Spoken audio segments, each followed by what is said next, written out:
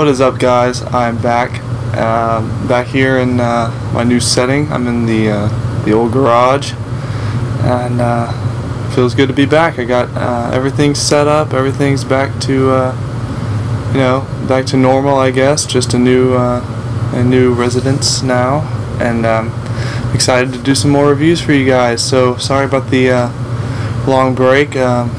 Just finished up finals, moved back, got all my creatures settled in, right behind the camera actually.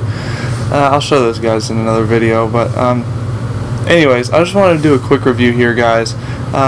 Like I said, it's really good to be back. I was filming in my apartment, and my roommates were always out and about in the living area.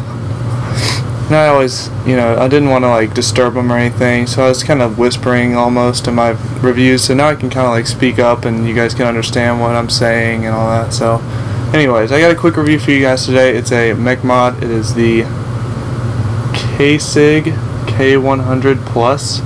I haven't really been able to find out much about this. I know Kamry K100 and the K101s look different from this. I don't know. This is kind of like a brushed stainless look on the telescoping part here, and then your regular polished stainless up here and down here on the firing switch. But yeah, this thing vapes actually really well. Aside from a few little quirks that I have with it, it is cheap, and it's it kind of looks cheap almost. It looks almost like a flashlight or something, but it performs really nicely for the price you're going to pay for it. So let's take a vape on this real quick, then we'll dive up close for a minute, just kind of check out a couple of things, and it's going to be good. Here we go.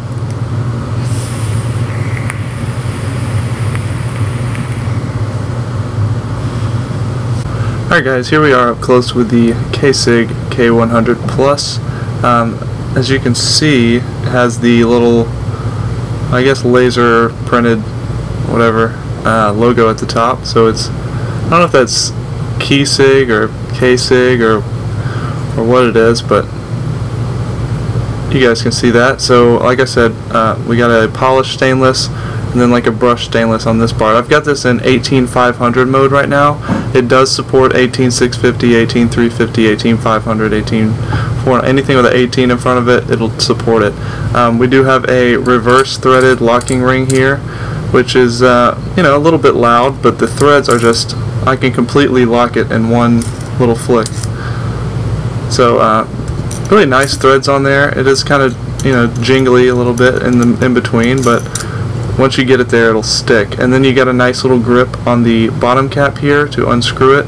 I'm going to telescope it out a little bit, and you can hear those threads, man. These threads, once the battery starts to tighten, are squeaky, really squeaky. On both the bottom cap and the telescoping part, we got some really squeaky threads. So as you can see, I'm going to completely take this telescoping piece off. Alright, so here's the top piece. It does have a little crease here, maybe you could unscrew it, but I've never been able to unscrew this thing. It is just stuck in place.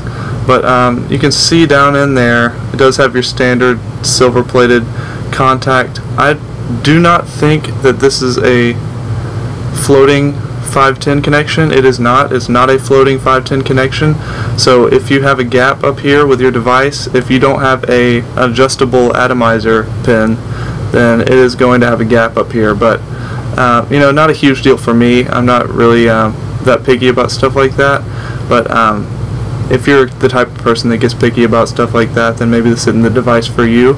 But this part here is a pretty significant fingerprint magnet, which, like I said, that kind of stuff doesn't bother me, but just another thing to consider. You do have air holes here for that go to your 510 connection, and then you do have the 510 connection here, and you have the ego threading down in there. But I do not have any ego devices on me right now, but you cannot, there's a gap here, so there's some ego devices that might not be able to fit down in there, I guess is what I'm trying to say. But yeah, that's the top cap part. Then you have your telescoping part here, it's a nice grip for when you're screwing it on and when you're holding it. It's got a nice little grip pattern there, and it does have threading all the way through, and that threading is squeaky, let me tell you. Here's the bottom cap, the bottom pin, I mean, and I haven't found a way to take this apart. I don't think that you can take this apart, which is fine with me because it works just fine, and yeah, I haven't had any problems with it at all. But it is spring loaded, I believe. It feels spring loaded, and it's got a nice long throw on there, so that's a nice feature. And then this kind of spring loaded, the Delrin piece is actually spring loaded, and that Delrin piece is going to adjust for your battery rattle. Alright, let's go ahead and put this thing back together. We got your top part here, and then the telescoping piece. So we're going to put this on here, and you can hear, I don't know if you can hear those threads, but they're pretty noisy. Which, like I said, stuff like that, I don't see why people make such a big deal out of the loud threads. But, you know, some people, I guess it just bugs you. But anyways, put the battery in there. Like I said, I'm running 18500 right now. And yeah, so put the bottom cap on, tighten it up until it, and once that battery gets tight, that thing starts squeaking. But yeah, so that's kind of what it looks like, fully assembled. I'm vaping on the Trident V1. I have a review on this on my channel if you are interested. And yeah, so you just slide your atomizer on here. And like I said, you do get a little gap. I don't know if you can see it there. It is a very small gap, but yeah, vapes like a charm. This lock ring, like I said, very smooth. And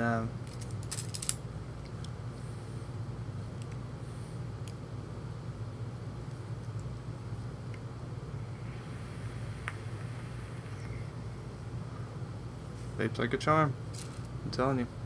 I have had a couple of problems with, I don't know what it is, maybe it's just kind of quirky, but sometimes it won't fire, and then I will just loosen my addy and then tighten it again, and then it'll fire. I don't know what that is, but I don't know if it's a problem with the Trident, I don't know if it's a problem with the mod, but either way I haven't had it to a point where it won't fire no matter what. So as long as you get it to start working, it'll keep working for you. You just make sure one more time.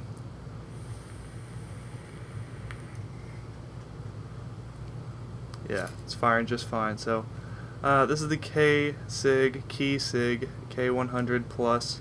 Let's go right back up top and vape on it for a minute and talk about it for a minute.